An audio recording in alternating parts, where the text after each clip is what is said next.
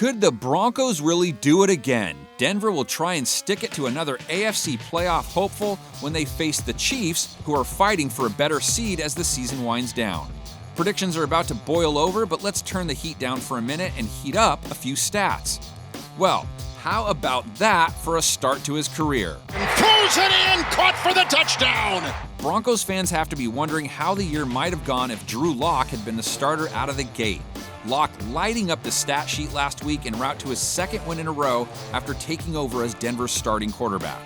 However, the secondary he faces this week is tougher than the Texans unit he faced last week. The Chiefs held Tom Brady to under 170 passing yards and a passer rating of just 63.3. Over the top, picked off. And before you say, well, that was the Patriots and their passing offense is known for being bad at this point, no, the Chiefs have been solid against most passing attacks, holding QBs to a sub-85 rating and allowing less than 230 passing yards per game this season. Their defensive deficiency on D continues to be along the ground. New England was effective against them when they did run the ball, and KC's 5.1 yards per carry allowed on the year ranks 30th. The Broncos' rush attack is middle of the pack, but look for them to turn to Philip Lindsay and company as a tool to keep Patrick Mahomes off the field, a strategy which several teams have used to beat Kansas City. And speaking of Mahomes and his offensive cohorts, they still aren't clicking the way they did last year. As Mahomes flings it, and it's picked off! Mahomes came away with the win, but he only threw one TD, threw an interception, and had yet another game with a sub-85 passer rating.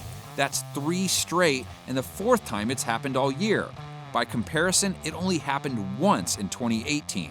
And it's not like things are going to get any easier for him in this matchup. The Broncos, like the Chiefs, also sport a pass D that hasn't gotten a lot of credit despite playing well over the season.